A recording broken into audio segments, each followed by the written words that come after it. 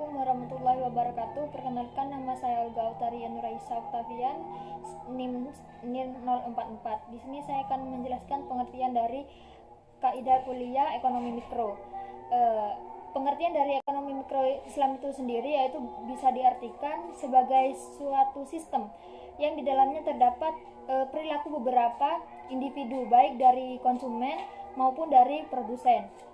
Nah, atau tenaga kerja yang di dalam kegiatan ekonominya itu selalu diilhami oleh nilai-nilai keislaman atau nilai-nilai syariah. Singkatnya, ekonomi mikro ini berkaitan dengan pasokan atau permintaan. Seperti itu. Mungkin itu saja yang bisa saya jelaskan. Selanjutnya akan dijelaskan oleh rekan saya.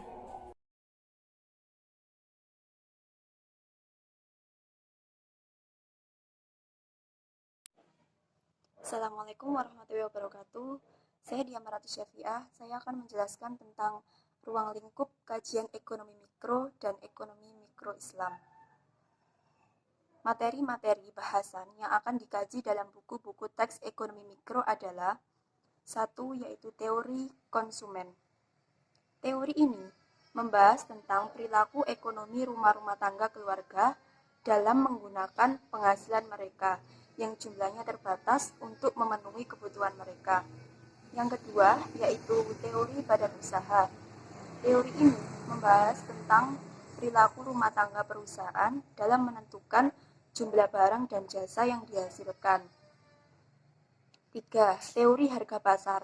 Teori ini membahas perilaku harga pasar, barang-barang, dan jasa-jasa. 4. Teori distribusi pendapatan. Teori ini membahas tentang perilaku harga sumber-sumber daya yang dapat berupa upah untuk sumber daya manusia, bunga modal untuk sumber daya modal, dan sewa untuk sumber daya alam. 5. Teori keseimbangan umum. Teori-teori ini semuanya didasarkan pada asumsi tidak adanya saling pengaruh-mempengaruhi antar kegiatan perilaku ekonomi yang satu dengan perilaku ekonomi lainnya. 6. Teori kemakmuran. Teori ekonomi tidak ada yang memperhatikan skala preferensi masyarakat. Di lain pihak, cabang ekonomi mikro yang disebut welfare economic dalam mencoba menerangkan perilaku konsumen, produsen, harga, dan lain-lain. Yang kedua, di dalam literatur buku-buku teori ekonomi mikro Islam menerangkan beberapa pokok-pokok bahasan. Yang pertama yaitu asumsi rasionalitas dalam ekonomi Islam. Asumsi rasionalitas adalah pola pikir manusia dalam berperilaku secara rasional atau masuk akal. Perilaku rasional mempunyai dua makna, yaitu metode dan hasil. Dalam makna metode, perilaku rasional berarti tindakan yang dipilih berdasarkan pikiran yang beralasan, bukan berdasarkan kebiasaan. Sedangkan dalam makna hasil, perilaku rasional berarti tindakan yang benar-benar dapat mencapai tujuan yang ingin dicapai. 2. Teori konsumsi Islam. Aktivitas konsumsi dalam perspektif ekonomi Islam sesungguhnya tidaklah berbeda dari ekonomi konvensional. Perbedaan yang paling menonjol yaitu paradigma dasar dan tujuan pencapaian. 3. Teori permintaan Islam. Secara sederhana, dalam pendekatan ekonomi, menunjukkan tingkat permintaan akan suatu produk atau jasa dari konsumen, sedangkan supply menunjukkan jumlah produk atau jasa yang ditawarkan oleh produsen atau penjual. Adapun hukum permintaan yang lazim dipahami adalah apabila harga barang naik, maka jumlah yang diminta akan turun. Sedangkan jika harga turun, maka jumlah yang diminta akan naik. Yang keempat yaitu teori produksi Islami. Menurut Imam Al-Ghazali, memberikan perhatian yang cukup besar terhadap teori produksi dalam ekonomi Islam. Ia menggambarkan bermacam ragam aktivitas produksi menurut kepentingan sosialnya dan menitik beratkan perlunya kerjasama dan koordinasi. 5. Teori penawaran Islami. Dalam ilmu ekonomi, hukum penawaran adalah semakin tinggi harga suatu produk, maka semakin meningkat barang yang ditawarkan. Sebaliknya, jika semakin rendah harga suatu produk, maka semakin berkurang jumlah yang ditawarkan.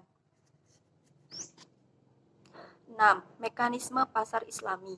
Secara umum, pasar diartikan sebagai tempat bertemunya pembeli dan penjual. Dalam ilmu ekonomi, konsep dasar diartikan sebagai setiap struktur yang memungkinkan pembeli dan penjual untuk menukar jenis barang, jasa, dan informasi. Sehingga konsep pasar tidak hanya pada barang dan jasa, tapi juga pada informasi dan hal-hal yang berharga lainnya.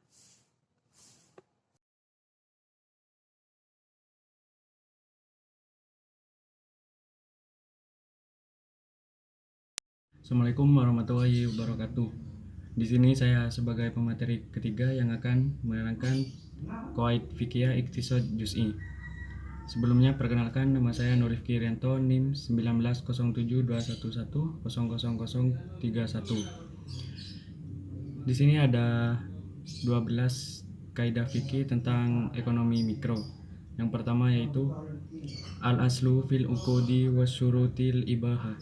Hukum asal dalam segala transaksi dan syarat di dalamnya adalah boleh.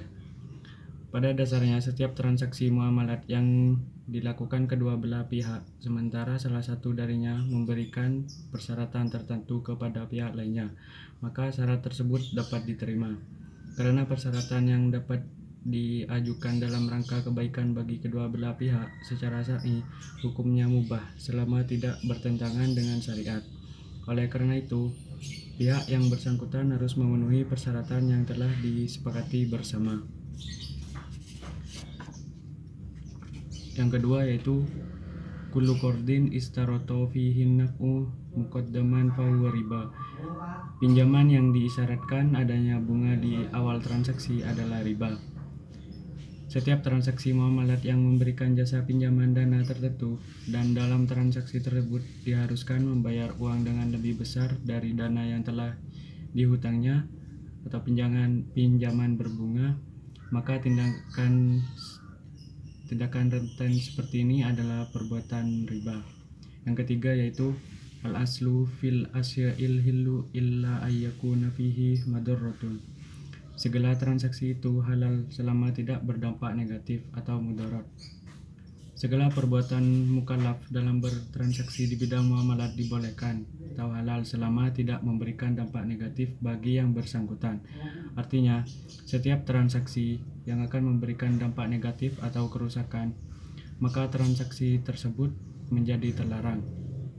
Sebaliknya, jika transaksi tersebut memberikan kebaikan kepada kedua belah pihak, maka transaksi tersebut dibolehkan oleh syariat. Yang keempat yaitu al-mu'amalatu mabniyatun ala tahfifi wa taisiri la tasdidi wa ta'siri. Transaksi dibangun berdasar atas asas memperingan dan mempermudah, bukan memperberat dan mempersulit. Kelonggaran berupa kemudahan dan keringanan dalam membuat berbagai model transaksi yang dibutuhkan masyarakat di era sekarang ini merupakan perwujudan rahmat Allah dalam menurunkan syariat kepada manusia dalam bentuk prinsip-prinsip yang mendukung kelancaran transaksi. Yang kelima, kullu jahalatin tufdo ilal munaza'ati fahiyya mafsadatun lil adli. Segala transaksi yang mengandung ketidakjelasan yang dapat membawa kepada perselisihan, maka ia merusak akad. Dalam setiap transaksi, kedua belah pihak harus tidak ada yang dirugikan. Ketika salah satu dirugikan, maka akan menimbulkan sengketa. Sengketa ini biasanya disebabkan oleh ketidakjelasan dalam bertransaksi. Oleh karena itu, Islam memberi jaminan bahwa setiap transaksi yang akan menimbulkan sengketa antara pihak yang bertransaksi, maka secara otomatis bentuk transaksi semacam itu dianggap akan yang merusak. Yang keenam yaitu majaro fihir riba fit tafaduli dakhala qaliluhu wa kasiruhu fi dzalika. Segala transaksi yang mengandung riba berupa kelebihan hukumnya sama, baik riba sedikit ataupun banyak. Di dalam Islam, mal bisnis merupakan tindakan keahatan karena merupakan sendi-sendi tatanan masyarakat dan terikatnya sikap kepedulian antar sesama. Di antara tindakan mal bisnis adalah praktik transaksi yang mengandung riba. Oleh karena itu, Islam sangat mengancam tindakan tersebut. Transaksi yang mengandung riba, berapapun besar kecilnya riba, hukumnya tetap berlarang. Contoh dalam kaidah ini adalah larangan bertransaksi pinjam-meminjam dengan disyaratkan bunga, baik bunga itu 5% atau kurang, hukumnya adalah termasuk riba. Yang ketujuh yaitu ma hurima saddud dari ati ubiha lil maslahatir rojihati. Transaksi yang haram sebab syariah bisa diperbolehkan karena adanya kemaslahatan yang lebih kuat. Terkadang, dalam penentuan hukum transaksi muamalat kontemporer menemukan dua dalil yang saling bertentangan. Ketika kemungkinan untuk dilakukan pentarjihan, maka solusi itu yang harus ditempuh. Kaidah ini memberikan solusi dalam kontradiksi dalil dengan menguatkan salah satu dalil yang ada dengan pertimbangan kemaslahatan yang lebih besar, ketimbang ketakutan akan terjadinya sesuatu hal yang tidak diinginkan. Yang kedelapan yaitu al-wararul katsiru yufsidul uqud. Waror yang besar akan merusak transaksi. Wahbah Az-Zuhaili memberi pengertian tentang gharar sebagai al-khotor dan al-takrir, yang artinya penampilan yang menimbulkan kerusakan harta atau sesuatu yang tampaknya menyenangkan tetapi hakikatnya menimbulkan kebencian. Oleh karena itu dikatakan ad-dunya mata al-ghurur, artinya dunia itu adalah kesenangan yang menipu. Contoh dalam transaksi ini adalah transaksi asuransi konvensional, haram karena mengandung gharar dan maisir. Untuk kaidah yang ke-9 yaitu al-wararul yasiru ma'fuun anhu. Gharar yang kecil atau sedikit dimaafkan. Sebagaimana di kaidah sebelumnya bahwa gharar dapat mempengaruhi akad, akan tetapi bila gharar dalam transaksi ekonomi itu sangat kecil atau sedikit, maka gharar itu tidak diperhitungkan dan akadnya tetap sah. Dengan demikian, gharar yang sedikit tidak dapat mempengaruhi sah dan tidaknya akad, karena dengan kecilnya ketidakjelasan, gharar itu menyebabkan dimakfu atau dimaafkan. Contohnya yaitu asuransi ta'awuni BPJS, yang yaitu BPJS Kesehatan atau tenaga kerja adalah boleh hukumnya. Yang ke-10 yaitu kullu hilatin tadommanat istihlala muharramin fahiya muharramatun. Setiap hilah yang menghalalkan yang haram maka hukumnya haram. Secara etimologi, hilah berarti cakap dalam mengatur urusan. Menurut Ibnu Qayyim al-Jauziyah, hilah adalah suatu pekerjaan yang diupayakan untuk menghindar dari suatu keadaan menuju keadaan yang lain. Selanjutnya masih menurut Ibnu Qayyim al-Jauziyah, kata hilah diartikan menempuh jalan tersamar untuk mencapai sebuah tujuan, baik mubah maupun haram. Sekitarnya tidak dapat dideteksi kecuali dengan kepekaan dan kecerdasan. Bila yang mengandung cara-cara yang terlarang dalam Islam maka menempuh cara itu haram juga. Hilah hanya diperbolehkan dengan cara-cara yang legal untuk kepentingan yang legal pula. Untuk kepentingan yang legal pula. Contohnya adalah larangan transaksi tawarruk munazam, jual beli tawarruk dengan telah diatur pihak ketiganya. Kaidah yang ke-11 yaitu manista jaro ajiron falyu'milhu ajrohu. Siapa saja yang memperkerjakan pekerjaan, beritahulah upahnya. Kaidah ini sesuai dengan anjuran Nabi dalam salah satu hadis yang diriwayatkan oleh Ibnu Majah. Beliau pernah bersabda, berikanlah upah pekerja sebelum keringatnya kering. Secara praktis, Nabi menganjurkan untuk menyegerakan membayar gaji pegawai atau pekerja. Selain menyegerakan membayar gaji, kaidah di atas memberikan pesan bahwa seorang pegawai harus jelas berupa gaji yang berhak ia terima. Contohnya yaitu diperbolehkannya transaksi sale and leaseback.